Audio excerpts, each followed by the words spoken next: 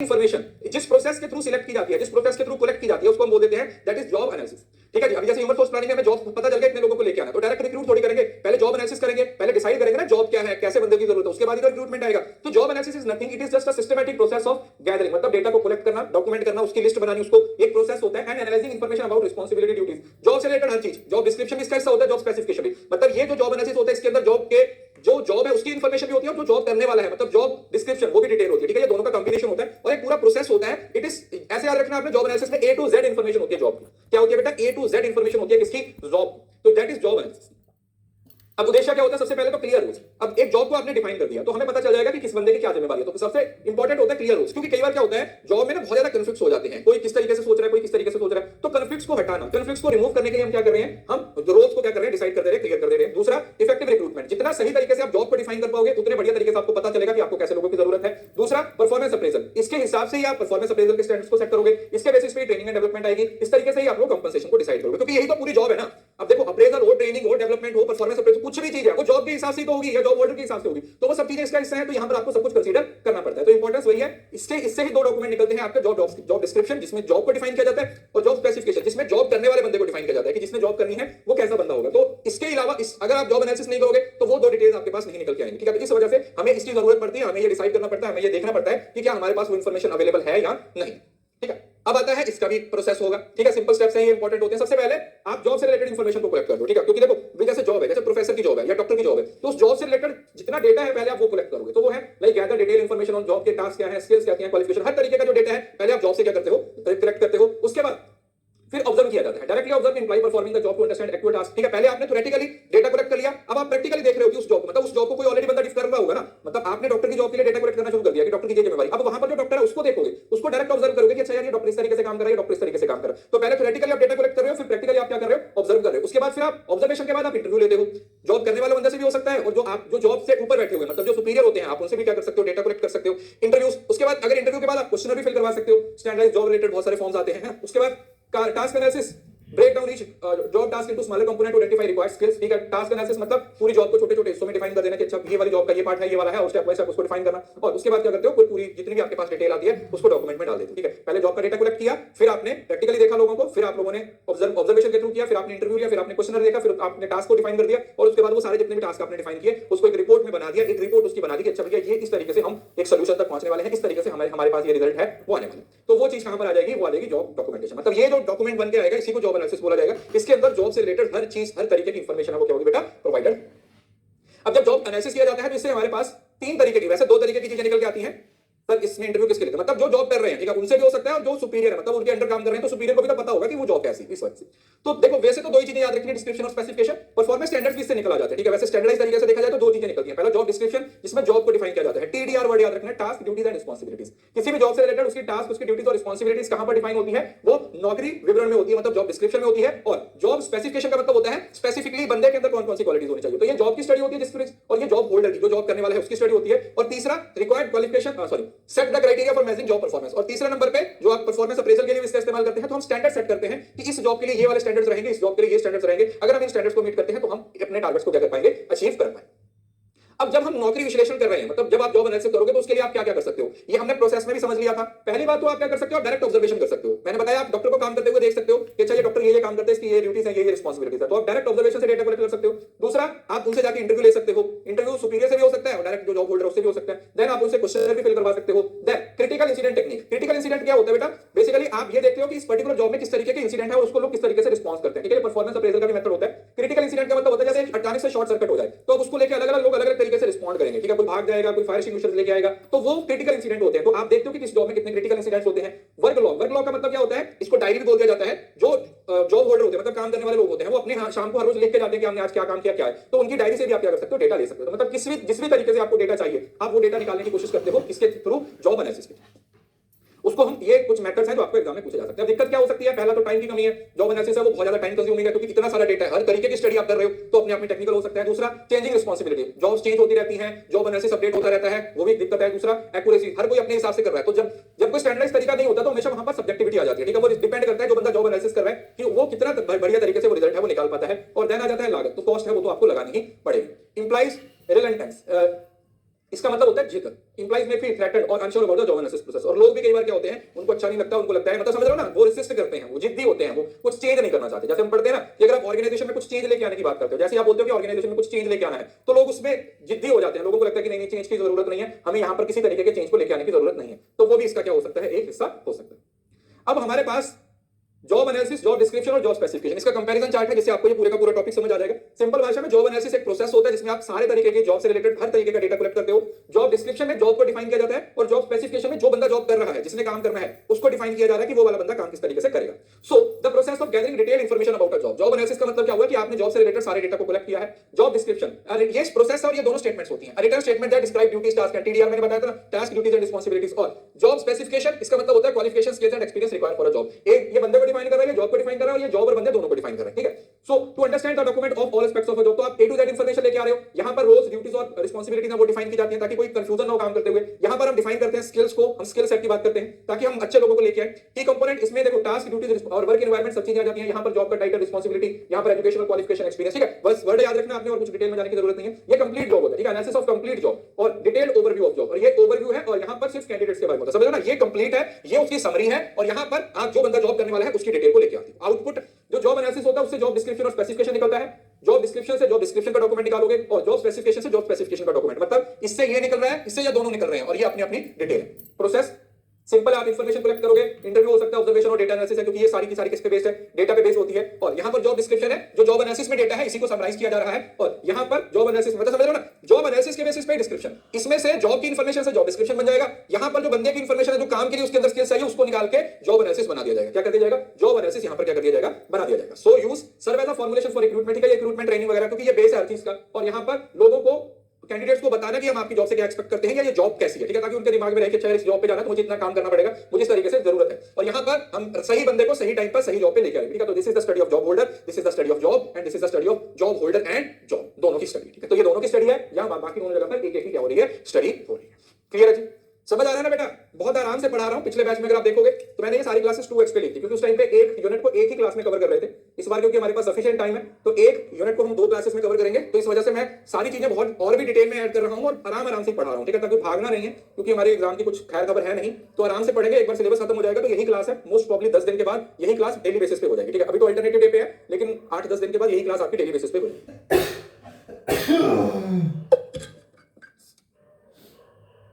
ठीक है जी। चलो, अब इसका क्या होता है, effect enhance the effectiveness of all HR activities, clarity and understanding of jobs, identifying the ideal candidates का सिंपल उदाहरण देखो। ये क्या है, analysing the task and duties of various jobs within the organisation. दूसरा, job description for sales manager with responsibilities, job specification for sales manager कि कितने किस तरीके के, जैसे कि कोई काम करना है तो उसके लिए आपको 5 साल के एक्सपीरियंस की जरूरत है, इस जॉब के लिए कौन सी आपको ड्यूटीज परफॉर्म करनी है, और इस पर्टिकुलर जॉब के लिए कौन सी टास्क है, कौन सी ड्यूटीज है, वो सब चीजें इसका हिस्सा बन जाती है। उसके बाद आता है एक और छोटा सा टॉपिक जो होता है जॉब डिजाइन। ये आपके सिलेबस में कहीं पर मेंशन नहीं है, लेकिन ये मैं हमेशा आपको पढ़ा देता हूं कि छोटा सा टॉपिक है। जॉब डिजाइन क्या होता है बेटा, जॉब्स को मॉडिफाई करना, जॉब्स को इस तरीके से डिफाइन करना कि जो बंदा जॉब परफॉर्म कर रहा है वो उसको सही तरीके से परफॉर्म कर पाए, उसकी फिजिकल नीड्स के हिसाब से, उसकी मेंटल नीड के हिसाब से जॉब को बना देना, ताकि वो अच्छे से जॉब को परफॉर्म करेगा तो ऑर्गेनाइजेशन के ऑब्जेक्टिव्स अपने आप अचीव हो जाएंगे। So it is just a process of organising task duties into a productive unit of work. It involve determining how jobs are structured, how tasks are grouped and what methods are used to accomplish them, ultimately aiming to enhance both employ satisfaction and organisational efficiency. मतलब jobs को इस तरीके से assemble करना ताकि जो employ है वो भी उस काम से सेटिस्फाई रहे, और ऑर्गेनाइजेशन के जो लोग हैं, जो ऑर्गेनाइजेशन की जो टारगेट है वो भी ऑटोमेटिकली क्या हो जाए, अचीव हो जाए, ठीक है। सो ये होता है आपका जॉब डिजाइन। अब उद्देश्य क्या है, सबसे पहले तो मोटिवेशन। देखो, अगर आप जॉब पे खुशी नहीं हो तो आप मोटिवेटेड नहीं हो तो आप अच्छे से काम नहीं करोगे। आपकी जॉब आपके हिसाब से बनाई गई है, आपको जिस डेस्क की जरूरत है, जिस तरीके का आपको चाहिए एनवायरनमेंट वो मिला हुआ है, तो आप खुश हो, तो इस वजह से मोटिवेशन बढ़ती है। दूसरा, आप मोटिवेटेड हो तो आपकी जो वर्क की परफॉर्मेंस है वो भी बढ़ जाती है, आप ज्यादा बेहतर तरीके से काम करते हो। दूसरा, एनहांस जॉब सेटिस्फैक्शन, जिस काम में आपको मजा आ रहा है, जिस काम में आपको सब कुछ प्रोवाइड किया गया है आपके हिसाब से, तो ऑब्वियसली बात है सेटिस्फैक्शन भी बढ़ेगा, मोटिवेशन भी बढ़ेगा, परफॉर्मेंस भी बढ़ेगी, प्रोडक्टिविटी भी बढ़ेगी, सब कुछ बढ़ेगा।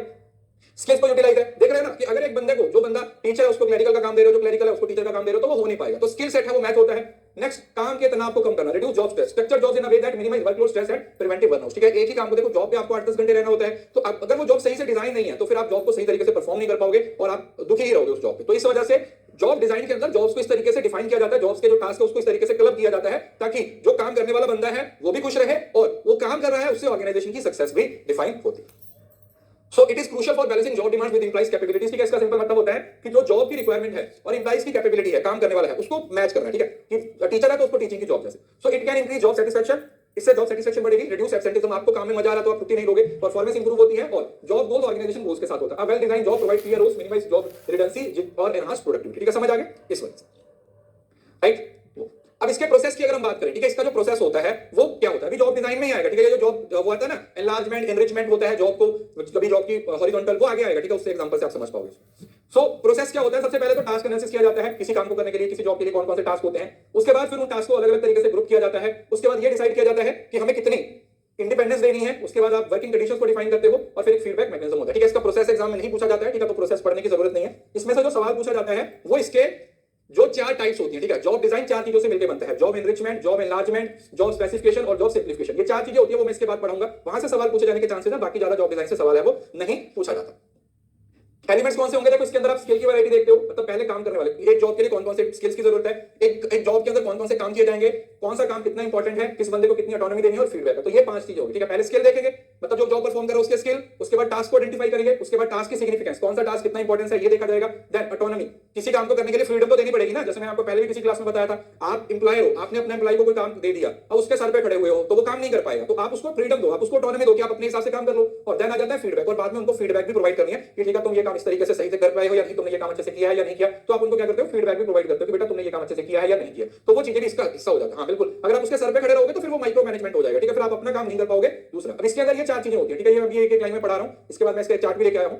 जॉब एनलार्जमेंट का मतलब क्या होता है कि आज सिमिलर टास्क हॉरिजॉन्टल लेवल पे एडिशन कर दी जाती है, ठीक है, आप क्लर्क को तो आपको टाइपिंग का काम दे दिया या आपको मेल का काम दे दिया, जिसमें आपको कोई नई रिस्पांसिबिलिटीज नहीं दी, हॉरिजॉन्टल एनलार्जमेंट होती है। और एनरिचमेंट क्या होता है, जब आपको ऊपर की वर्टिकली आपके जॉब्स में, मतलब आपको ज्यादा बड़ी रिस्पांसिबिलिटी दी जाती है जो ज्यादा चैलेंजिंग होती है। जॉब रोटेशन का मतलब क्या होता है, आपको रोटेट करते रहते हैं, जैसे बैंक में होता है, आज एक बंदा कैश काउंटर पे बैठा हुआ है, कल वो चेक काउंटर पे बैठा हुआ है, परसों वो मैनेजर के साथ बैठा हुआ है, तो सेम लेवल पे उसको क्या करते रहते हैं, घुमाते रहते हैं। और जॉब सिंप्लीफिकेशन, सिंप्लीफिकेशन का मतलब क्या होता है, ये आपने मैनेजमेंट के प्रिंसिपल्स में भी पढ़ा होगा, सिंप्लीफिकेशन का मतलब क्या होता है, काम को सिंपल कर देना, काम को आसान कर देना, ये देखना कि भैया हर चीज अच्छे तरीके से हो रही है, कॉम्प्लेक्सिटी नहीं होनी चाहिए, ठीक है, मतलब कोई भी काम है उसमें जो कॉम्प्लेक्स चीजें हैं उसको सिंप्लीफाई करने की कोशिश की जाती है। अब चैलेंज वही है, लैक ऑफ स्किल है, जरूरी है कि जॉब को रीडिजाइन करने के लिए जो स्किल्स की जरूरत है वो लोगों में है ही नहीं है। दूसरा, जॉब से कई बार क्या हो जाता है, ओवरलोड भी हो जाता है काम। दूसरा, फीडबैक है वो डिले हो, ये इंपॉर्टेंट नहीं है, इससे जो सवाल पूछे जाने के चांसेस है वो ये वाले चार्ट है, ठीक है, मैं चार्ट की फॉर्म में सारी चीजें लेके आया हूं।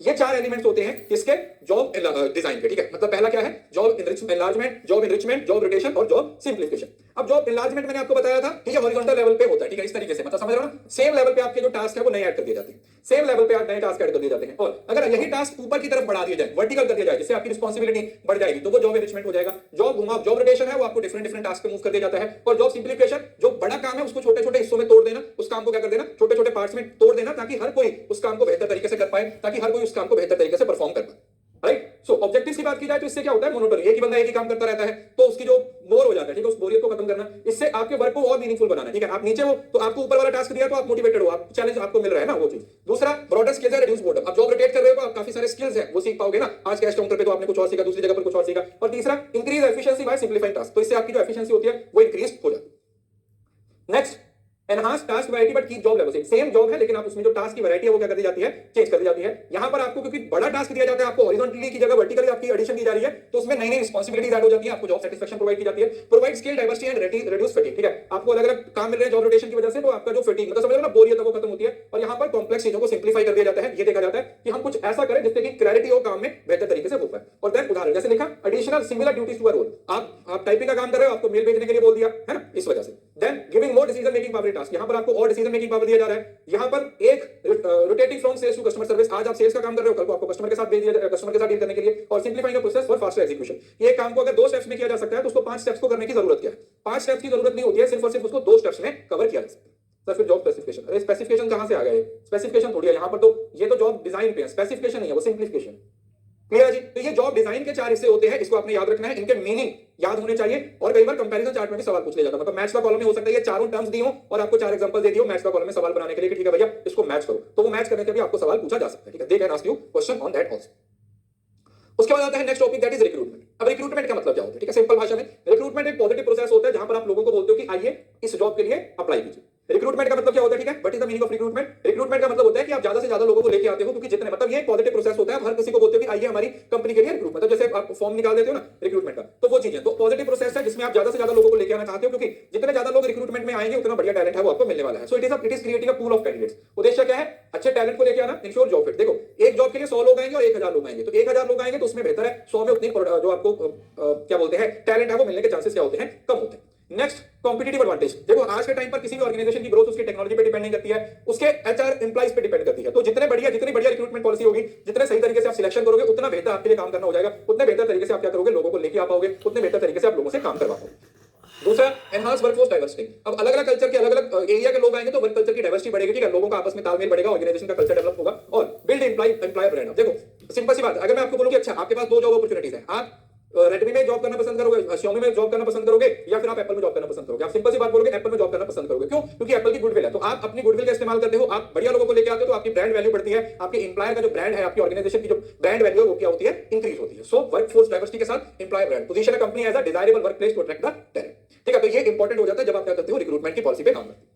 नेक्स्ट इंपॉर्टेंट क्या है, देखो सिंपल सी बात है, राइट लोगों को, सही लोगों को लेके आना। सही लोगों को लेके आना ऑर्गेनाइजेशन के लिए इंपॉर्टेंट है। क्यों? क्योंकि लोग कौन से आएंगे ऑर्गेनाइजेशन में, लंबे समय तक वो रिक्रूटमेंट में डिसाइड होगा, जो रिक्रूटमेंट में आएंगे वही तो सिलेक्शन में आएंगे। तो रिक्रूटमेंट बहुत इंपॉर्टेंट है स्पेसिफिकली लोगों के लिए, जैसे जॉब एनालिसिस जॉब के लिए इंपॉर्टेंट है, उसी तरीके से रिक्रूटमेंट है वो इंपॉर्टेंट है लोगों के लिए। तो दोनों की अपनी इंपॉर्टेंस है, जितने अच्छे लोग रिक्रूटमेंट में आएंगे उतने अच्छे लोग सिलेक्शन में आएंगे, और जितने अच्छे लोग सिलेक्शन में आएंगे उतना ज्यादा वो ऑर्गेनाइजेशन की ग्रोथ के लिए, उतना ज्यादा वो ऑर्गेनाइजेशन की तरक्की में क्या कर पाएंगे, अपना रोल प्ले कर पाएंगे, उतना बेहतर तरीके से ऑर्गेनाइजेशन की तरक्की में क्या दे पाएंगे, अपना योगदान दे पाएंगे। इस वजह से ये बहुत इंपॉर्टेंट है। अगर इसके प्रोसेस की बात की जाए तो सबसे पहले आप ये देखते हो आपकी जॉब की नीड्स क्या है, आपकी जॉब, आपको कैसे लोग चाहिए ना, जॉब को पहले आप स्टडी करोगे। तो सबसे पहला काम क्या है, you are identifying the job needs, define job requirement, understand the skills and qualification, ठीक है। मतलब पहले आप जॉब को डिफाइन करोगे, उसके बाद आप देखोगे कि कौन सा हमें रिक्रूटमेंट का प्रोसेस यूज करना है। देखो रिक्रूटमेंट 2 तरीके से हो सकती है, आप ऑर्गेनाइजेशन के अंदर के लोगों को भी रिक्रूट कर सकते हो, जैसे प्रमोशन होती है, डिमोशन होती है, ट्रांसफर होती है, आप डिसाइड करते हो कि इंटरनल चाहिए या एक्सटर्नल, हमें बाहर से लोगों की जरूरत है, वो दूसरे नंबर पे आप सिलेक्ट करते हो। तीसरे नंबर पे फिर आप अपनी इन्फॉर्मेशन देते हो, ठीक है, आप न्यूज़पेपर में ऑनलाइन अपना वो निकाल देते हो टेस्टिमनी कि हाँ भैया हमें लोगों की जरूरत है। उसके बाद फिर लोग आने शुरू हो जाते हैं, आप उनकी स्क्रीनिंग और शॉर्टलिस्टिंग करना शुरू कर देते हो, ठीक है। स्क्रीनिंग और शॉर्टलिस्टिंग का मतलब क्या होता है,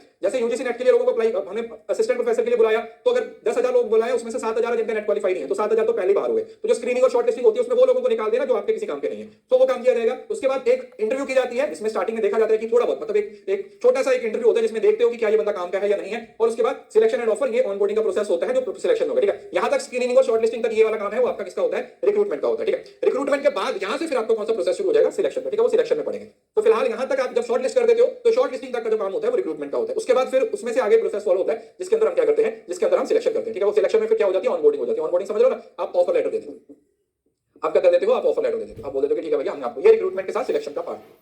अब रिक्रूटमेंट कितने तरीके की हो सकती है, रिक्रूटमेंट 2 तरीके की हो सकती है, इंटरनल रिक्रूटमेंट और एक्सटर्नल। मतलब जो लोगों को, आपको जिन लोगों की जरूरत है वो आपके ऑर्गेनाइजेशन के अंदर भी हो सकते हैं, लिखा होगा ना, जैसे आप प्रमोशन कर सकते हो, ट्रांसफर कर सकते हो, इंटरनल जॉब पोस्टिंग, जैसे बैंक में होता है ना, ऑर्गेनाइजेशन बैंक के अंदर ही, ठीक है। अभी मेरा दोस्त है, पीछे उसकी 3-4 महीने पहले उसकी डेथ हो गई थी, किसी ने मर्डर कर दिया था उसका, तो वो जब बैंक में गया था तो वो एज अ पीएन गया था, उसकी पंजाब एंड सिंध बैंक में जॉब लगी थी एज अ पीएन, और 4.5-5 साल के बाद वो पीएन से ऐसे प्रमोट होते होते क्लर्क बन गया था ऑर्गेनाइजेशन के अंदर। तो ऑर्गेनाइजेशन के अंदर इस तरीके से क्या होती रहती है, जो प्रोसेस है वो फॉलो होता रहता है। और दूसरा बाहर से आप क्या कर सकते हो, आप सोशल मीडिया से या फिर आप जॉब एजेंसीज वगैरह, पोर्टल वगैरह पे भी डिटेल दे सकते हो, वहां पे लोग क्या करते हैं, अप्लाई कर सकते हैं, तो आप उन लोगों को भी लेके आ सकते हो। अब अगर हम इंटरनल, यहां से कई बार सवाल पूछा गया है, ये जो टॉपिक है ना, ये बहुत बार पूछा गया कि जो कर्मचारी का रेफरल होता है वो इंटरनल होता है या एक्सटर्नल होता है। हमेशा याद रखिएगा कि जो कर्मचारी का जो इंटरनल होते हैं, मतलब एम्प्लॉइज जो रेफरल देते हैं, क्योंकि एम्प्लॉइज इंटरनल होते हैं, तो वो रेफरेंस देते हैं तो उसको इंटरनल प्रोसेस में ही कवर किया जाता है, ठीक है, उसको इंटरनल में ही प्रोसेस किया जाता है। तो आप प्रमोशन कर सकते हो, आप लोगों को ट्रांसफर कर सकते हो, आप ऑर्गेनाइजेशन के अंदर ही, ठीक है, जॉब निकली है उसको मतलब बाहर नहीं, ऑर्गेनाइजेशन के अंदर ही लोगों को बता दिया कि हम रिक्रूटमेंट करने वाले हैं, हमें हमारा ये जॉब निकला है, तो आप आना चाहते हो तो मतलब जो पेपर देना चाहता है दे सकता है। कर्मचारी encourage employ to refer suitable candidates from within their network, ठीक है। जैसे मैं ऑर्गेनाइजेशन का हिस्सा हूं, कोई जॉब निकली है तो मैं बोलूं कि अच्छा मेरा छोटा भाई है या मेरा बड़ा भाई है वो काम करेगा, तो that is internal source of recruitment, क्योंकि उसके अंदर आपने बाहर को किसी को नहीं बताया, वो अंदर से ही बंदा है, वो लोगों को लेके आया। और दूसरा, रीहायरिंग फॉर्मर एम्प्लॉइज, कई बार क्या होता है आपके ऑर्गेनाइजेशन के कुछ लोग रिटायर हो जाते हैं, आप उनको रिहायर कर लेते हो, कई बार क्या होता है छोड़ के चले जाते हैं, आप उनको दोबारा बुला लेते हो, तो वो सभी किसका हिस्सा है, they all are the part of internal hiring, वो इंटरनल सोर्सेज हैं किसके, रिक्रूटमेंट के। उसके साथ साथ हमारे पास कुछ मेथड्स हो सकते हैं एक्सटर्नल रिक्रूटमेंट के, जिसके अंदर जॉब पोर्टल्स होती हैं, ऑनलाइन जॉब पोर्टल्स होते हैं, ठीक है, जैसे naukri.com है, लिंक्डइन वगैरह है, इस पे आप क्या कर देते हो, अपना ऑफर निकाल देते हो, लोग आ जाते हैं। दूसरा, एम्प्लॉयमेंट एजेंसीज हैं, थर्ड पार्टीज, ठीक है, ये बहुत सारी एजेंसीज होती हैं, थर्ड पार्टी को आप बोल देते हो कि हम इस तरीके के लोगों की जरूरत है, ठीक है। जैसे आप भी तो अपना बायोडेटा किसी जॉब एजेंसी में दे देते हो 2,000 रुपए 5,000 रुपए में, तो वो 1 साल तक जो भी जॉब्स आती हैं वो आपको उसके बारे में बताते रहते हैं। नेक्स्ट, कैंपस रिक्रूटमेंट, इसमें क्या होता है कि वो सीधा कैंपस में चले जाते हैं, ठीक है, ये फ्रेशर्स के लिए होता है, आपने भी कोई ना कोई जॉब फेयर में इंटरव्यू दी होगी है ना, आपकी भी हो सकता है कभी कैंपस से रिक्रूटमेंट हुई हो, तो वो हो जाता है। सोशल मीडिया, आजकल हर कंपनी, जैसे फेसबुक पे, इंस्टाग्राम से, इसके थ्रू भी कंपनीज क्या करती हैं, लोगों को हायर करती हैं, जॉब फेयर्स लगाए जाते हैं और एडवर्टाइजिंग दिया जाता है। तो वो सारे मेथड जो इंटरनल नहीं है वो सारे एक्सटर्नल है, जिसके तहत लोगों तक पहुंचा जाता है, जिसके तहत लोगों तक अप्रोच किया जाता है कि भैया हमें जरूरत है तो आप आइए, हम आपको जॉब देने वाले हैं। तो ये रिक्रूटमेंट का होता है। लेकिन रिक्रूटमेंट के दौरान भी आपको बहुत सारी चुनौतियों का सामना करना पड़ता है। जैसे सबसे पहले तो टैलेंट की शॉर्टेज, अभी थोड़ी देर पहले ये पॉइंट पड़ा, what is the shortage of talent? It is very difficult to find the specific role. अब आपकी जॉब है, उसके लिए एक स्पेसिफिक टाइप का बंदा चाहिए, क्या वो स्पेसिफिक टाइप का बंदा आपको मिलेगा या नहीं मिलेगा, इसकी कोई गारंटी नहीं। There is no guarantee. Employ referral organisation के अंदर के लोग ज्यादा रेफर करते हैं। दूसरा, जब आप रिक्रूटमेंट करोगे तो देखो आप लोगों को लेके आओगे, उनके खाने पीने का भी प्रबंध किया जाएगा, बहुत सारी कॉस्ट भी लगती है ना। ऐसे तो है नहीं कि रिक्रूटमेंट हो गया और खाली खाते में हो गया, ऐसा नहीं होता। रिक्रूटमेंट के लिए पैसा लगता है, खर्चा होता है। दूसरा, लेंथी प्रोसेस है। अब रिक्रूटमेंट है, उसमें कितने सारे स्टेप्स फॉलो किए जाते हैं, कितने लोग आ रहे हैं, कितने लोग जा रहे हैं, है ना, वो टाइम भी लगेगा, प्रोसेस लेंथी है। दूसरा, कॉम्पिटिटिव प्रेशर। अब sorry, candidates experience, positive experience for candidate to maintain employers reputation. अब ऐसा भी नहीं है कि आपकी बहुत अच्छी कंपनी है तो आप बिल्कुल फ्रेशर्स लोगों को लेके आओ। ऐसा ना हो कि आप एक अच्छे काम के लिए रिक्रूटमेंट कर रहे हो और आपने गलत बंदा को सिलेक्ट कर लिया, तो वो ऑर्गेनाइजेशन की ग्रोथ की जगह पर ऑर्गेनाइजेशन को डुबाने में अपना रोल प्ले करने लग जाए, तो वो चीज बहुत इंपॉर्टेंट हो जाती है। Then competitive pressure. अब ये सबसे ज्यादा इंपॉर्टेंट है आज के समय में। क्यों? क्योंकि जहां पर देखो, आज के समय में मैंने हमेशा आपको बताया, जैसे मैं यूट्यूब की एग्जांपल देता हूं, यूट्यूब पे आप टीचर देखो, एक टीचर है वो पहले ए कंपनी में पढ़ा रहा था, फिर वो बी कंपनी पे चला गया, फिर वो सी कंपनी पे चला गया, फिर वो डी कंपनी पे चला गया। देखा होगा आप लोगों ने, एक ही टीचर है वो पहले इस कंपनी में पढ़ा रहा था, आपने सोचा चलो मैं इससे पढ़ता हूं, 2 महीने बाद देखा अरे भैया ये इस पे आ गया, फिर वो 2 महीने बाद किसी और पे चला जाता है। क्यों? क्योंकि टैलेंट तो है, लेकिन अब कंपनी कोई 20-20 हजार उसको ज्यादा ऑफर देते जा रहे हैं, तो वो मूव ऑन होता जा रहा है, उससे उसकी गुडविल खराब होती है। ठीक है, बच्चों पे ट्रस्ट उसका खत्म हो जाता है कि यार ये कल यहाँ पे हमने इसका बैच ले लिया, ये बीच में छोड़ के चला गया तो क्या होगा। तो वो चीज हो जाती है। टैलेंट तो है लेकिन टैलेंट कम है, और हर कंपनी चाहती है कि ये वाला टैलेंटेड बंदा है या ये वाला टैलेंट है वो हमारे पास आना चाहिए। ये जो टैलेंटेड बंदा है वो अगर हमारे पास रहेगा तो वो हमारी ऑर्गेनाइजेशन की तरक्की के लिए अपना अहम रोल प्ले कर सकता है। उसके बाद आता है सिग्निफिकेंस ऑफ रिक्रूटमेंट। अब देखो, अभी सिग्निफिकेंस हमने अभी थोड़ी देर पहले पढ़ा। रिक्रूटमेंट अपने आप में इंपॉर्टेंट है। रिक्रूटमेंट से अपने आप आपको बहुत एडवांटेज मिलने वाला है। क्यों? क्योंकि रिक्रूटमेंट से ही सिलेक्शन होने वाली है। मतलब आपकी ऑर्गेनाइजेशन का जो हिस्सा लोग बनने वाले हैं, वो लोग जो आपकी ऑर्गेनाइजेशन का हिस्सा बनने वाले हैं, वो लोग जो आपकी ऑर्गेनाइजेशन की तरक्की में अपना योगदान देने वाले हैं, वो लोग रिक्रूटमेंट से ही निकलने वाले हैं। सो रिक्रूटमेंट अपने आप में इंपॉर्टेंट है, क्योंकि रिक्रूटमेंट के बाद ही सिलेक्शन होती है, और सिलेक्शन में वही लोग होते हैं जो रिक्रूटमेंट से आते हैं। तो जितने सही से जितना बढ़िया टैलेंट पूल आपके पास रिक्रूटमेंट में आएगा, उतना ही बढ़िया लोग आप सिलेक्शन में लेके आ पाओगे, उतने बढ़िया लोग आपकी ऑर्गेनाइजेशन के अंदर काम करने वाले हैं। अब रिक्रूटमेंट पॉजिटिव प्रोसेस था आपका सिलेक्शन। अब सिलेक्शन में क्या होता है, आप लोगों को हटा देते हो। ठीक है, पहले आप रिक्रूटमेंट में बोलते थे आओ आओ आओ, और यहाँ पे बोलते हो जाओ जाओ जाओ। क्योंकि सिलेक्शन में देखो, रिक्रूटमेंट में तो 10,000 लोग आ गए, लेकिन सिलेक्ट कितने करने हैं? 100। तो बाकी जो 9,900 लोग हैं उनको तो हटाना ही पड़ेगा ना। तो सिलेक्शन एक नेगेटिव प्रोसेस होता है। क्यों? क्योंकि इसके अंदर हम उन लोगों को रखते हैं जो हमारे काम के हैं, वो 100 लोग जो हमें चाहिए हम उनको रखेंगे, और बाकी के जो लोग होंगे उनको क्या कर दिया जाएगा, उनको निकाल दिया जाएगा, उनको बोला जाएगा बाय टाटा सी यू, वो चीज। So it is a negative process. So selection is a process of evaluating and choosing the most suitable candidates for a job from a pool of applicants. जो pool of applicants था हमारा recruitment के through, उस recruitment के process के through हम क्या कर रहे हैं, हम लोगों को लेके आ रहे हैं और उसमें से अच्छे लोगों को निकाल रहे हैं, ताकि हमें ऑर्गेनाइजेशन की गुडविल को भी ध्यान में रखना है, हमें ऑर्गेनाइजेशन की ग्रोथ को, है ना, सब चीजों को ध्यान में रखना है। तो वो चीज उद्देश्य क्या है? सिंपल। सबसे पहले तो आइडेंटिफाई द बेस्ट कैंडिडेट्स। अब रिक्रूटमेंट में देखो 1000 में से सपोज करो 1000 में से 100 लोगों को रखना है, तो बाकी जो 900 लोग हैं वो तो किसी काम के नहीं है, तो उस 1000 में से ढूंढना अपने आप में एक चैलेंज है, और वो जो बेस्ट होगा उसी को आप लेके आओगे। So that is identify the best candidate. दूसरा, एंश्योर जॉब सक्सेस। और आप ये भी देखते हो, देखो एक जॉब के लिए कई बार तो बहुत जैसे मेरी जो फर्स्ट जॉब लगी थी ना, उसमें 7 प्रोसेस मेथड था। ठीक है, रिटर्न था, ओरल एग्जाम था, एक एमसीक्यू एग्जाम था, एक लिसनिंग वाला टेस्ट था, एक बोलने वाला टेस्ट था, एक ग्रुप डिस्कशन था, एक पैनल इंटरव्यू था, एक फेस टू फेस इंटरव्यू था। तो बहुत ज्यादा निचोड़ के देखते हैं कि ये कौन सा बंदा हमारे काम के लिए होने वाला है, बेसिकली वो चीज। दूसरा, एफिशिएंसी और प्रोडक्टिविटी। जितने बढ़िया लोग आएंगे उतनी आपकी एफिशिएंसी, उतनी प्रोडक्टिविटी बढ़ पाएगी। लागत कम करना, avoid the cost of poor hiring by careful selecting. अगर आप गलत बंदे को लेके आ गए तो वो तो आपके लिए कॉस्ट है ना, वो आपकी एसेट थोड़ी है। मतलब आप अपनी ऑर्गेनाइजेशन में ऐसे लोगों को लेके आना चाहते हो ना जो आपके लिए एसेट है, जो आपके लिए रिस्पांसिबिलिटी है, जो आपके लिए लाइबिलिटी है, ऐसे लोगों को तो लेके नहीं आना चाहते। तो that is something very important कि रिक्रूटमेंट से ही सब चीजें डिसाइड होती हैं। रिक्रूटमेंट में हमें पता चलता है, सॉरी सिलेक्शन में हमें पता चलेगा रिक्रूटमेंट से आए हुए लोगों को। तो उसके लिए हमें सारी चीजों को क्या करना पड़ता है, ध्यान में रखना पड़ता है। तो जो इंपॉर्टेंस है वो तो मैंने आपको बता दिया है। अच्छे लोगों को लेके आना है, वो रिक्रूटमेंट सिलेक्शन के थ्रू ही होता है। तो सिलेक्शन अपने आप में इंपॉर्टेंट है। अब इसका प्रोसेस पूछ लिया जाता है आपको एग्जाम में। ठीक है, इसको मैं स्टार लगा दे रहा हूं। इसका प्रोसेस है वो आपको एग्जाम में पूछा जा सकता है, तो इस वजह से इसके प्रोसेस को आपने बिल्कुल भी मिस नहीं करना। सबसे पहले तो एप्लीकेशन की स्क्रीनिंग, जो वहां से खत्म हुआ था ना, स्क्रीनिंग हुआ था, तो स्क्रीनिंग से शुरू हो रहा है। ठीक है, स्क्रीनिंग हो रही है, मतलब फर्स्ट स्टेज पे आप उनकी स्क्रीनिंग करते हो, और उनका एक प्रीलिमिनरी इंटरव्यू होता है। प्रीलिमिनरी इंटरव्यू का मतलब क्या होता है? सिंपल एक ओवरव्यू टाइप। ठीक है, जैसे मीट एंड ग्रीट जिसको बोले जाते हैं। ठीक है, प्रीलिमिनरी इंटरव्यू को हम दूसरी भाषा में मीट एंड ग्रीट बोल देते हैं, जिसके अंदर सिर्फ बेसिक सुटेबिलिटी और देखना चाहते हैं कि क्या ये बंदा इंटरेस्टेड है जॉब के लिए, क्या इस बंदे को जॉब की जरूरत भी है या नहीं। उसके बाद फिर हम क्या करते हैं, सिलेक्शन के टेस्ट होते हैं। ठीक है, याद रखिएगा, पहले टेस्ट कंडक्ट होते हैं, उसके बाद इंटरव्यू होती है। टेस्ट में अलग अलग तरीके के टेस्ट होते हैं, जैसे आईक्यू टेस्ट हो सकता है, आपका इमोशनल क्वेश्चन टेस्ट हो सकता है, आपका थीमेटिक एप्रिसिएशन टेस्ट हो सकता है ना, लिसनिंग टेस्ट हो सकता है, आपकी हैंडराइटिंग को चेक किया जा सकता है। तो टेस्ट है वो किसी भी तरीके का हो सकता है। तो टेस्ट कंडक्ट किए जाते हैं, टेस्ट के बाद फिर आपकी इंटरव्यूज होती हैं। अब इंटरव्यू के अंदर क्या होता है, आप इंटरव्यू के अंदर ये देखते हो, चाहे फेस टू फेस इंटरव्यू हो सकती है, वो आपकी इंटरव्यू स्ट्रक्चर भी हो सकती है, वो आपकी अनस्ट्रक्चर्ड इंटरव्यू भी हो सकती है, वो किसी भी तरीके की इंटरव्यू हो सकती है। इट कैन बी एनीथिंग, वो किसी भी तरीके की इंटरव्यू है वो हो सकती है। उसके बाद फिर अगर आप इंटरव्यू में आपने देख लिया कि ये बंदों को रखना है, तो उसके बाद फिर आप क्या करते हो, उनका बैकग्राउंड चेक करते हो। मतलब आपने एक बंदे को सिलेक्ट कर लिया, तो आप उसका बैकग्राउंड चेक करोगे, मतलब उसके पास उसके जो रेफरेंस ये हुए उनको कॉल करोगे, देखोगे ऐसा तो नहीं है कि पीछे किसी कंपनी से निकाला है क्योंकि वहां पे कोई कत्ल वत्ल करके आया हुआ है, तो ऐसा नहीं होना चाहिए। तो बैकग्राउंड चेक के अंदर क्या होता है, बैकग्राउंड चेक के अंदर हम ये वेरीफाई करते हैं कि वो सच में उसने ये काम किया हुआ है, भैया उसके सर्टिफिकेट असली है या नहीं है, क्योंकि आप उसको जॉब देने वाले हो, तो उसका बैकग्राउंड चेक है वो बहुत ज्यादा इंपॉर्टेंट हो जाता है, जिसको रेफरेंस चेक बोला जाता है। उसके बाद फिर आप उसका मेडिकल एग्जामिनेशन, ये ज्यादातर कंपनीज में नहीं होता है, स्पेसिफिकली वो कुछ ऐसी जॉब्स हैं जहां पर आपके कुछ स्पेशल फिजिकल एबिलिटीज की जरूरत होती है, वहां पर ये चेक है वो ज्यादातर किया जाता है, मतलब ये फॉर्मेलिटी होती है, मतलब मोस्ट ऑफ द केसेस में 90% केसेस में तो फॉर्मेलिटी होती है। 10% केसेस में जैसे कहीं पर आपको प्रॉपर नजर आना चाहिए, जैसे आर्मी में आपको कितना नजर आना चाहिए, आपकी चेस्ट कितनी होनी चाहिए, आपकी हाइट कितनी होनी चाहिए, ये सब चीजें वो मेडिकल में ज्यादातर आपको ये डिफेंस लाइन में आर्मी वगैरह में देखने को मिलती है। और उसके बाद फिर आप क्या करते हो, आप उसको ऑफर लेटर दे देते हो, ऑफर लेटर दे देते हो कि भैया हमने आपको सिलेक्ट कर लिया है। अब ऑफर लेटर वो सिलेक्ट करे या नहीं करे ये भी डिपेंड करता है।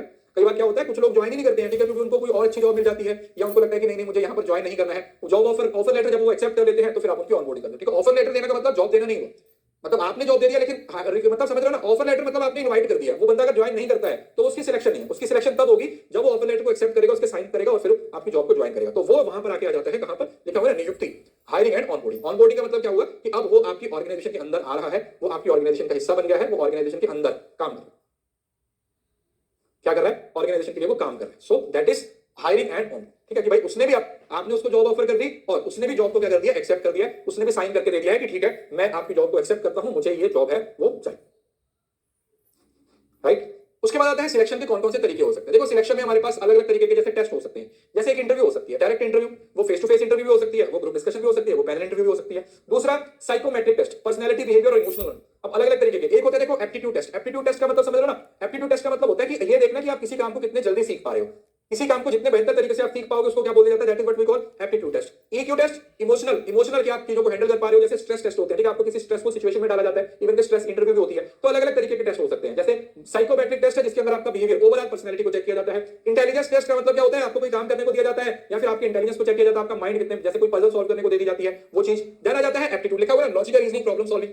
दूसरा work sample test. Work sample test का मतलब क्या होता है, जो काम आप करने वाले हो, है ना, जैसे आप सपोज करो टाइपिंग करने वाले हो, आपकी एज अ टाइपिस्ट जॉब मिली है, तो आपको एक टाइपिंग का काम दिया जाएगा, ये देखने के लिए कि एक्चुअल काम है तो आप इतने बेहतर तरीके से कर रहे हो। So test candidate skill through job related task, उस जॉब से रिलेटेड आपको कोई टास्क दिया जाता है और फिर देखा जाता है और देना जाता है reference check containing past employer और कोलीग्स टू वैलिडेट एक्सपीरियंस, ठीक है। ये रेफरेंस चेक मैंने आपको पहले बता दिया, रेफरेंस चेक बोल सकते हो आप इसको, बैकग्राउंड चेक बोल सकते हो, जिसमें ये देखा जाता है कि आप पहले कहां पर काम करते थे, आप पहले क्या थे, आपने पहले क्या काम किया है, वो सब चीजें यहां पर क्या होती है, डिसाइड होती है। दूसरा एप्टीट्यूड टेस्ट कौन से हो सकते हैं, कॉग्निटिव एबिलिटी, एप्टीट्यूड मतलब समझ रहे हो ना, आपकी प्रॉब्लम सॉल्विंग और आपकी जो नॉलेज है उसको चेक किया जाता है। पर्सनालिटी टेस्ट है, आपकी पर्सनालिटी कैसी है, ठीक है, आप इंट्रोवर्ट हो, आप एक्सट्रोवर्ट हो, है ना, आप सोशलाइज हो या नहीं हो, ये सब चीजें पर्सनालिटी में, ये पेपर पेन टेस्ट होता है ज्यादातर। दूसरा हो सकता है टेक्निकल टेस्ट, जॉब से रिलेटेड जैसे वर्क टेस्ट था, है ना, वो चीज हो सकता है। दूसरा सिमुलेशन, सिमिलर लाइफ सिचुएशन में हो सकता है। और integrity, honesty, dependability and moral standards की बात की जाती है, ठीक है। तो ये अलग अलग तरीके के टेस्ट हैं, ये आप नॉर्मली पेपर 1 में भी पढ़ते हो, ठीक है, ये टेस्ट है वो नॉर्मली पेपर 1 में भी आप पढ़ते हो जब हम इवैल्यूएशन का टॉपिक पढ़ते हैं, ठीक है। इवैल्यूएशन और असेसमेंट, हाँ, सिचुएशनल टेस्ट भी हो सकता है और एक अचीवमेंट टेस्ट भी हो सकता है किसी काम को करने के बाद, ठीक है। अचीवमेंट टेस्ट का मतलब क्या होता है बेटा, आपको कोई काम, अचीवमेंट कब होती है, जब आप किसी काम को निपटा देते हो, तो अचीवमेंट टेस्ट का मतलब होता है जब आपको कोई काम दिया जाता है उस काम को पूरा करना आपकी जिम्मेदारी होती है, ठीक है, कि भैया आप उस काम को पूरा करते हो या नहीं करते हो, तो वो आपका कौन सा टेस्ट हो जाता है, वो अचीवमेंट टेस्ट हो सकता है। सिचुएशनल टेस्ट भी हो सकता है, मतलब अपने आप में काफी तरीके के टेस्ट हो सकते हैं, बहुत ज्यादा इन डेप्थ जाने की भी जरूरत नहीं है, ठीक है। You need not to go so in depth कि भाई हमें एक एक चीज को रटना है, ठीक है, बेसिक सी नॉलेज आपको होनी चाहिए। जैसे टेस्ट की कई सारी टाइप्स हो सकती हैं, उसी तरीके से जब आप इंटरव्यू लेते हो तो इंटरव्यू की भी बहुत सारी टाइप्स हो सकती हैं। साइमुलेशन मतलब सेम टू सेम, जैसे वेस्टिब्यूल ट्रेनिंग होती है ना, साइमुलेशन जो जैसे अभी पायलट होते हैं ना, पायलट्स को साइमुलेटेड ट्रेनिंग दी जाती है, उनको पहले ही जहाज उड़ाने नहीं दिया जाता, उनको एक एनवायरनमेंट क्रिएट किया जाता है और वहां पे उनको पहले जहाज उड़ाना सिखाया जाता है, उसके बाद ही वो जाते हैं। अब टाइप्स ऑफ इंटरव्यू भी अलग अलग हो सकती है। देखो स्ट्रक्चर और अनस्ट्रक्चर का मतलब क्या होगा, स्ट्रक्चर का मतलब होता है बेटा जहां पर आपको सब कुछ पहले से डिसाइडेड होता है, आपको पता होता है हर इंटरव्यू से मेरे को ये 10 सवाल पूछने। स्ट्रक्चर, अनस्ट्रक्चर का मतलब क्या हुआ, अनस्ट्रक्चर तुम्हारी मर्जी है, जैसे मर्जी पूछ लो, यहाँ के वहां के ऊपर नीचे कोई सा भी सवाल पूछ लो जहां पर आपने कुछ डिसाइड नहीं किया। So this is formal and this is informal. Then हो सकता है पैनल। पैनल इंटरव्यू आप लोगों ने याद देखा होगा, 3 इडियट्स मूवी में देखा था, राजू थे, राजू बोलते हैं, राजू ही था उसका नाम, हाँ, राजू की जो इंटरव्यू होती है जिसके अंदर उसको 4-5, जैसे यूपीएससी की होती है ना, यूपीएससी की इंटरव्यू होती है, पैनल इंटरव्यू होती है, जिसके अंदर क्या होता है, आपको बहुत सारे लोग, 4-5 लोग बैठे हुए होते हैं और वहां से सवाल पूछ रहे होते हैं, तो उसको पैनल इंटरव्यू बोला जाता है। देन हो सकता है सिचुएशनल इंटरव्यू। सिचुएशनल इंटरव्यू का मतलब होता है कि आपको इस इंटरव्यू के अंदर एक पर्टिकुलर सिचुएशन दी जाती है ना, आपको एक इंटरव्यू दी जाती है और आपने उस इंटरव्यू को क्या करना होता है, पास करना होता है। उस इंटरव्यू के अंदर आप लोगों को क्या किया जाता है, उस इंटरव्यू के अंदर आप लोगों को एक सिचुएशन दी जाती है, एक हाइपोथेटिकल सिचुएशन दी जाती है और आपको बोला जाता है कि ये वाला काम करना है, और वो काम आप कर पा रहे हो या नहीं कर पा रहे हो, वो चीज आप यहां पर डिसाइड करते हो, ठीक है। तो कौन सी इंटरव्यू हो गई, this is what we call situational interview, ठीक है, कि भैया अगर कल को ये हो जाए, कंपनी की सेल डिक्रीज हो जाए, कंपनी पे ये कुछ हो, तो वो सब चीजें आप यहां पर डिसाइड करते हो। देन आ सकता है stress. Reactions under pressure with challenging question and scenario. तनाव स्ट्रेस इंटरव्यू का मतलब होता है आपको इस तरीके के सवाल पूछे जाते हैं कि आप स्ट्रेस में आते हो और वहां पे देखा जाता है कि आप इस स्ट्रेसफुल सिचुएशन को किस तरीके से हैंडल करते हो, how you are handling the stressful situation. वो जो स्ट्रेसफुल सिचुएशन आपके सामने आ गई है, आप उस स्ट्रेसफुल सिचुएशन को किस तरीके से हैंडल करोगे, ये चीज कहां पर आती है, ये चीज आ जाती है आप लोगों की ये लास्ट की स्ट्रेस इंटरव्यू, तनाव साक्षात्कार। स्ट्रेस कि आप कितना टॉलरेट हो, आप चीजों को कितना टॉलरेट कर पा रहे हो, कि आप चीजों को टॉलरेट कर भी पा रहे हो या नहीं कर पा रहे हो, either you are able to tolerate them और नॉट। अगर आप टॉलरेट कर पा रहे हो तो कितना कर पा रहे हो, ये सब चीजें यहां पर डिसाइड होती है। ठीक है, अब जब हम सिलेक्शन करते हैं तो हमारे पास प्रॉब्लम सेम वही, कॉस्ट ज्यादा होती है, प्रोसेस लेंथी होता है। Next biases. बायसेस का मतलब क्या होता है, देखो जब भी इंटरव्यू होती है, वैसे बेसिकली जो नॉन स्ट्रक्चर्ड इंटरव्यू होगी तो वहां पर इंटरव्यू के बायसेस होते हैं। ठीक है, हम परफॉर्मेंस अप्रेजल में पढ़ेंगे horn effect, hollow effect, recency effect, contrast error, है ना, इस तरीके के। तो सबसे बड़ी दिक्कत यही होती है कि इंटरव्यू का कोई स्ट्रक्चर नहीं होता, कोई स्टैंडर्ड नहीं होता, तो हर इंटरव्यू लेने वाला अपने हिसाब से जजमेंट पास करता है। दूसरा इंपैक्ट ऑफ पुअर सिलेक्शन, और क्योंकि देखो सिलेक्ट हुए बंदे सर स्ट्रेसफुल सिचुएशन में, स्ट्रेस का मतलब तो आपको स्ट्रेसफुल सिचुएशन में डालना। देखो सिचुएशन कोई भी हो सकती है, सिचुएशन में तो आपको कोई नॉर्मल सिचुएशन भी हो सकती है, आपको बोल दिया जाएगा कि अच्छा कंपनी में अगर हमने ऑडिट नहीं किया तो क्या करना चाहिए, और स्ट्रेसफुल सिचुएशन में आपको एक्चुअली में स्ट्रेस दिया जाएगा, आपको एक क्रिटिकल सिचुएशन दी जाएगी। देखो है दोनों सिचुएशनली, फर्क ये है कि सिचुएशन कुछ भी हो सकती है, स्ट्रेसफुल में एक्चुअली में आपको स्ट्रेस वाली ही सिचुएशन दी जाएगी। चयन का मतलब इंपॉर्टेंस, क्योंकि अगर यहां से ही जो जिन लोगों को आप लेके जाओगे वही लोग हैं वो आपकी ऑर्गेनाइजेशन में लंबे समय तक काम करने वाले हैं, तो इस वजह से रिक्रूटमेंट के साथ साथ सिलेक्शन भी अपने आप में क्या हो जाता है, बहुत इंपॉर्टेंट हो जाता है।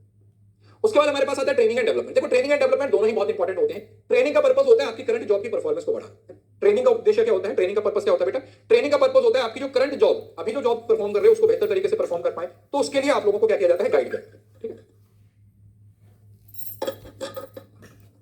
सो ट्रेनिंग का मतलब क्या होगा, करंट जॉब, और डेवलपमेंट का मतलब होता है फ्यूचरिस्टिक, आने वाले समय में क्या हो सकता है, preparing employ for future roles. तो अगर करंट रोल्स की बात की जाए तो उसको ट्रेनिंग बोला जाता है, और फ्यूचर रोल्स की बात की जाए कि आज से बाद में, ठीक है, अगर 2 साल के बाद अगर टेक्नोलॉजी चेंज होती है या ऐसा कुछ होता है तो उसके लिए जो आपको ट्रेनिंग प्रोवाइड की जाती है या जो आपको गाइडेंस प्रोवाइड की जाती है उसको हम डेवलपमेंट बोल देते हैं। तो ट्रेनिंग एंड डेवलपमेंट एक साथ होता है, मतलब पढ़ते हैं लेकिन फर्क है, अगर करंट जॉब की नीड्स पे फोकस किया जा रहा है दैट इज ट्रेनिंग, और अगर फ्यूचर जॉब्स पे टारगेट किया जा रहा है that is development. Training development, training and development.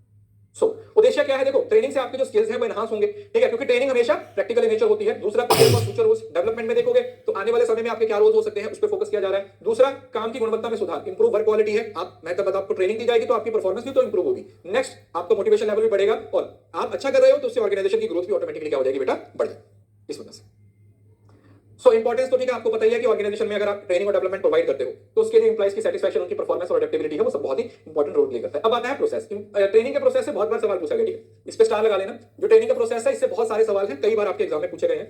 So need analysis, सबसे पहले हम ये देखते हैं कि नीड क्या है, समझ रहे हो ना, ट्रेनिंग की नीड्स है, मतलब हम स्टार्टिंग में ये डिसाइड करते हैं, हमें ये देखना पड़ता है कि क्या एक्चुअली में हमें ट्रेनिंग की जरूरत है या नहीं, क्या लोगों को ट्रेनिंग देने की जरूरत है या नहीं है। तो पहला वही देखते हो कि हमें लोगों को मतलब स्किल गैप देखते हो कि चाहे ये वाला बंदा इस काम के लिए तो इसको इतना तो आना चाहिए, अगर आ रहा है तो सही, अगर नहीं आ रहा तो गैप आपको मिल गया कि ट्रेनिंग की जरूरत है। उसके बाद फिर आप अपने ट्रेनिंग को प्लान करोगे कि भैया हमें क्या ट्रेनिंग देनी है या नहीं, और उसके अंदर आप सब डिसाइड करोगे कौन ट्रेनिंग देगा, कितनी ट्रेनिंग दी जाएगी, कितने लंबे समय तक। ठीक है, ट्रेनिंग भी अलग अलग तरीके की हो सकती है, हो सकता है 2 घंटे की, हो सकता है 2 दिन की, हो सकता है 2 साल की हो। तो ट्रेनिंग डिसाइड किया जाएगा, प्रोग्राम बनाया जाएगा पूरा ट्रेनिंग, उसके बाद उस प्रोग्राम को क्या कर दिया जाएगा, इंप्लीमेंट कर दिया जाएगा, जो भी सेमिनार हो, ऑनलाइन कोर्स हो, किसी भी तरीके से, और लास्ट में फिर आप उसको क्या करोगे, इवैल्यूएट करोगे और फीडबैक प्रोवाइड करोगे। क्योंकि जरूरी नहीं है कि आपने ट्रेनिंग प्रोग्राम इंप्लीमेंट किया है तो वो सक्सेसफुल ही होगा।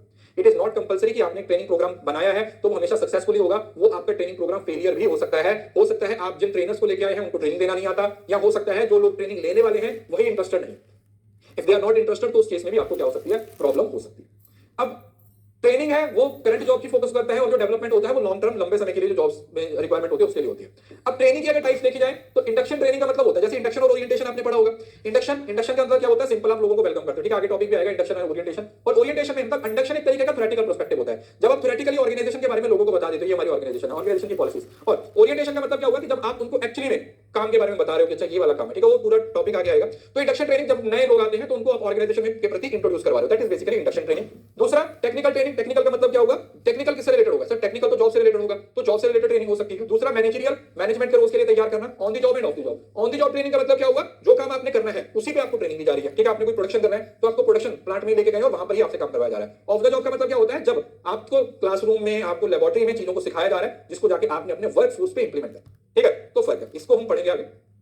और डेवलपमेंट के हिसाब से देखा जाए तो करियर डेवलपमेंट हो सकता है, करियर प्लानिंग की ग्रोथ, मतलब ऑर्गेनाइजेशन के अंदर लोग काम करने वाले उनके करियर। लीडरशिप डेवलपमेंट जो हमने पढ़ा, सक्सेशन प्लानिंग में ये चीजें की जाती हैं। जाना जाता है personal development, help implies improve interpersonal skill, time management and self. Personal development का मतलब क्या होता है कि जो आप जॉब को तो वो तो करना ही करना है, पर्सनल लेवल पे भी आपको डेवलप करवाना, ठीक है, आपके अंदर इंटरपर्सनल स्किल्स हैं, आपके जो कम्युनिकेशन स्किल्स हैं, है ना, इन सब चीजों पे भी क्या करना, फोकस करवाना। और दूसरा हो सकता है एग्जीक्यूटिव डेवलपमेंट। एग्जीक्यूटिव डेवलपमेंट होती है हमेशा जो सबसे हाईएस्ट रोल होती है, ठीक है, जो सीईओ, सीटीओ, सीएफओ है, उनके लिए ट्रेनिंग होती है, उसको हम कौन सी ट्रेनिंग बोल देते हैं, डेवलपमेंट बोल देते हैं, that is what we call executive development. उसको हम कौन सी डेवलपमेंट बोल देते हैं बेटा, that development is basically known as executive development, that is कार्यकारी विकास।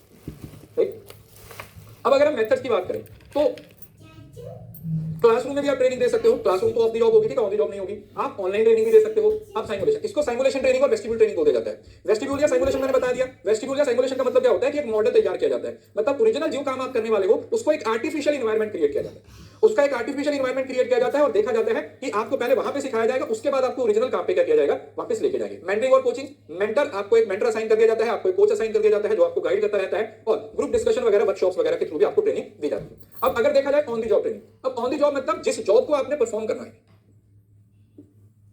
आपको उसी जॉब पर ट्रेनिंग दी जाती है। लाइक जैसे जॉब रोटेशन बैंक में होते हैं, एक जॉब से दूसरी जॉब पे, दूसरी जॉब से तीसरी जॉब तक, तीसरी जॉब से चौथी, वो चीज that is job rotation. Then mentoring, mentoring का मतलब क्या होता है, आपको एक मेंटर असाइन कर दिया जाता है, आप काम कर रहे हो और वो आपको गाइड करता है कि अच्छा तुमने यहाँ पे गलत किया है, तुमने यहाँ पे गलत किया, तो वो आपको पेरेंट्स की तरह मेंटर जैसे होता है ना, वो आपको हेल्प करता है हर चीज में। देन हो सकता है coaching, coaching supervisor provide real time feedback and advice during regular. देखो मेंटर और कोचिंग में क्या फर्क होता है, कोचिंग का मेन उद्देश्य सिर्फ और सिर्फ आपकी परफॉर्मेंस को इंप्रूव करना होता है। जैसे कोच होता है वो आपको सिर्फ ये बताएगा कि आपको कैसे बेहतर खेलना है, लेकिन जो मेंटर होगा वो आपको अपने जैसा बनाने की कोशिश करेगा, समझ रहे हो ना, वो आपकी परफॉर्मेंस से बेहतर आपके साथ इंटरपर्सनल बढ़िया रिलेशन बना के रखेगा। तो जो मेंटर का काम होता है वो ओवरऑल डेवलपमेंट होता है, लेकिन जो कोच का काम होता है वो सिर्फ आपकी परफॉर्मेंस को इंप्रूव करवाना होता है। दूसरा जॉब इंस्ट्रक्शन, यहाँ पे आपको स्टेप बाय स्टेप इंस्ट्रक्शन दी जाती है, ठीक है, वो आपका कोई सीनियर भी हो सकता है, वो आपको कोई बुकलेट भी हो सकती है जहां पर आपको हर काम स्टेप बाय स्टेप करने की गाइडेंस दी जाती है कि किसी काम को आप स्टेप बाय स्टेप कैसे करोगे। और देन आ जाता है internship, job experience align employ to learn practical skills, ठीक है, तो ये इंटर्नशिप जैसे होती है, ठीक है, कोई इंटर्नशिप आर्टिकलशिप है उसका हिस्सा बन सकते हो जिसमें आपको सीखने को भी मिलता है, उसके लिए आपको सैलरी भी थोड़ी बहुत स्टिपेंड वगैरह भी मिलता है। दूसरा परफॉर्मेंस अप्रेजल, ठीक है, ये तो आपका पूरा टॉपिक है जिसको हम आगे पढ़ने वाले हैं। अब ये तो थी ऑन द जॉब। अब ऑफ द जॉब में क्या क्या हो सकता है, क्लासरूम ट्रेनिंग, आपको क्लासरूम में लेक्चर दिए जा सकते हैं जो काम आप करने वाले हो, ठीक है, मतलब जो प्रैक्टिकल काम आप करने वाले हो उसकी प्रैक्टिकल नॉलेज प्रोवाइड की जा सकती है। सिमुलेशन ट्रेनिंग, ये भी आपको बताया। एक्चुअल जॉब का एक एनवायरनमेंट क्रिएट किया जाता है, जैसे पायलट्स के लिए किया जाता है, आपको अलग अलग वर्कशॉप्स में हिस्सा करवाया जाता है। वर्कशॉप्स का मतलब क्या होता है, हैंड और प्रैक्टिस, जो हाथों से किए जाने वाले काम को आप कहां पर यूज करते हो, आप वर्कशॉप्स के थ्रू करते हो। देन कॉन्फ्रेंस और सेमिनार, अलग अलग तरीके के कॉन्फ्रेंसेस, अलग अलग तरीके के सेमिनार्स में हिस्सा हो सकते हैं। आपको पढ़ने के लिए कोई केस स्टडी दी जा सकती है। आपको रोल प्लेइंग, रोल प्लेइंग का मतलब समझ रहे हो ना, ये रोल प्लेइंग का मतलब होता है कि अलग अलग बंदे को अलग अलग तरीके का रोल दिया जाता है। जैसे स्कूल टाइम पे आप प्ले करते थे ना, तो वही चीज होती है, जिससे क्या हो जाता है, जिससे लोग ऑन क्या करते हैं आपस में एक दूसरे के साथ इंटरपर्सनल जो स्किल्स होते हैं उसको इंप्रूव कर पाते हैं, ठीक है, वो चीज। अब इसकी क्या क्या चुनौतियां हो सकती हैं, सबसे पहले तो ट्रेनिंग के लिए आपको बहुत सारे पैसे और टाइम की जरूरत होती है। सो ट्रेनिंग देने के लिए देखो लोगों को हायर करोगे ट्रेनिंग की नीड्स के हिसाब से, तो पैसा तो लगेगा।